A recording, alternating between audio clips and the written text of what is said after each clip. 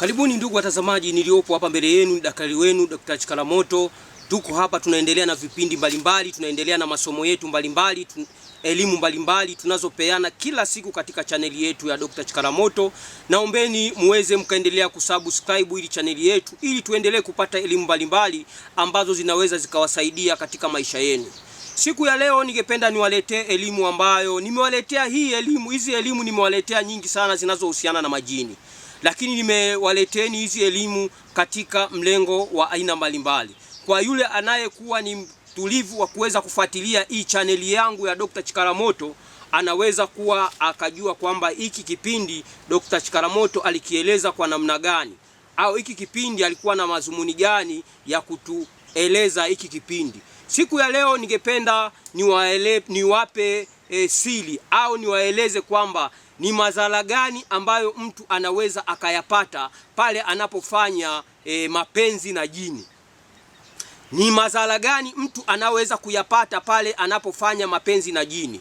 Labda kuna wengine labda wanaweza kuwa ni wageni kwa hili ninalozungumza, akasema mtu anaweza kufanyaje mapenzi na jini?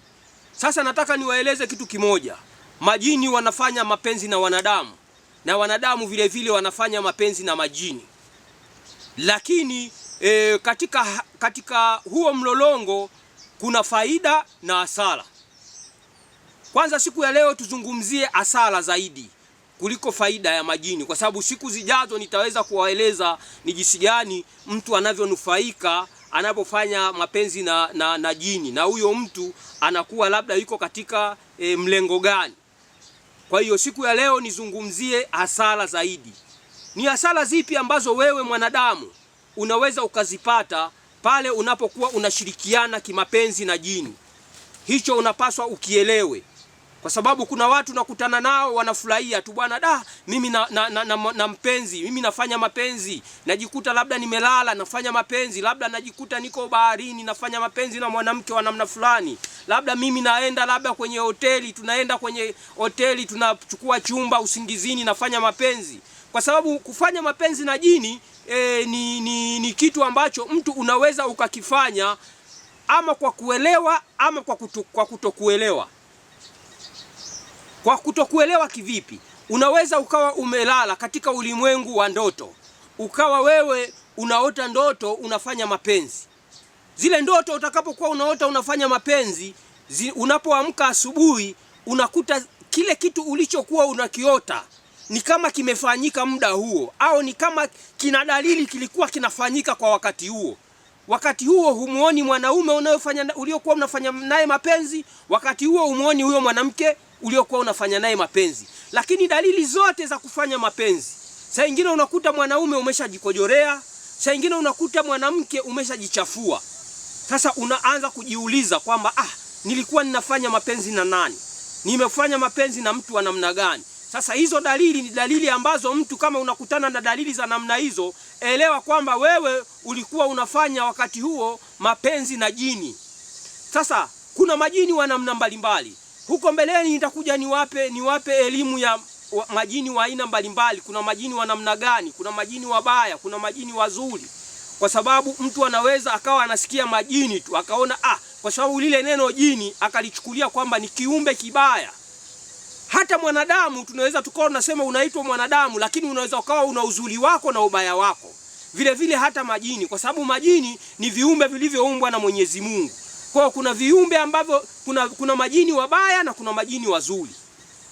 Kwa hiyo twende moja kwa moja kwenye pointi ambayo nitaka niwaelezee, ni kwamba madhara gani unaoweza kuyapata wewe unapokuwa unakutana na hizo dalili, au unapokutana na hicho kitendo cha kufanya mapenzi na jini. Ni madhara ya kwamba wewe unaweza kuwa mambo yako unajifunga katika mambo ya kinyota.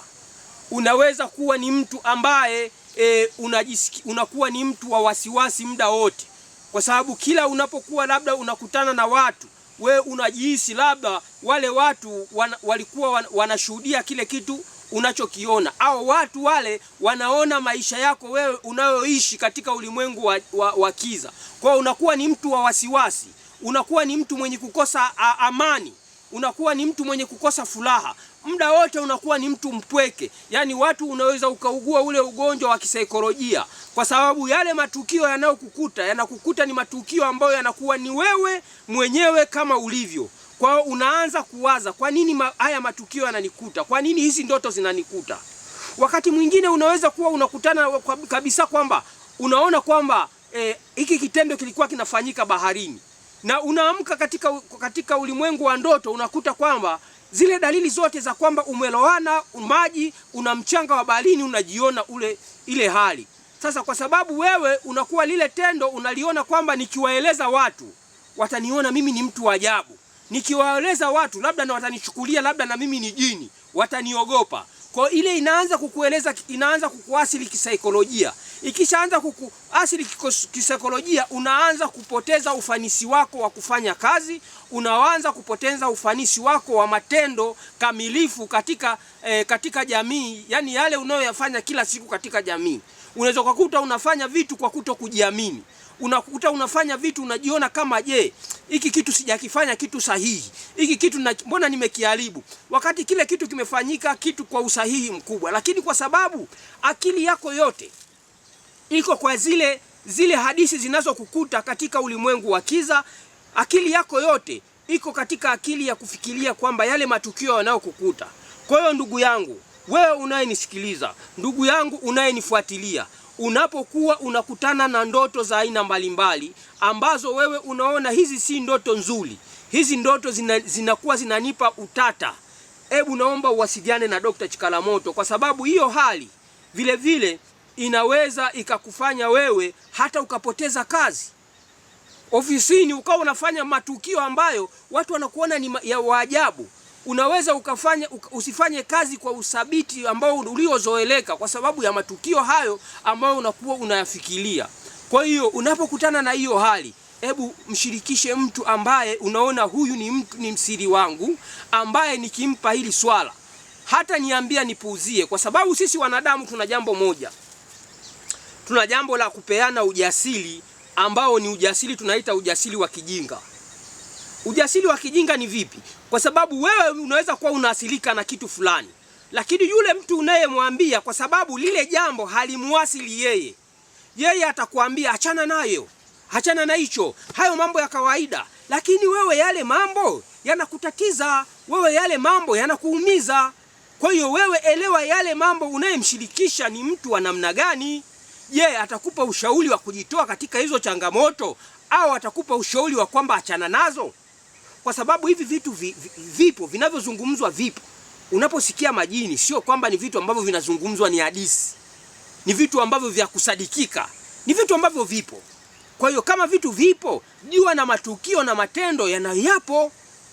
Kwa ndugu zanguni, ili utoke katika hiyo changamoto unayokuwa unapitia, kama unaona imekutinga kwa sababu umemsikiliza kwa sasa Dr. Chikalamoto, usisite, mpigie Dr. Chikalamoto ili akusaidie kutoka katika hiyo changamoto, ili akusaidie kutoka katika hicho kimvuli kibaya ambacho kinakuzunguka, katika hiyo hadithi mbaya ya maisha ambayo unayopitia.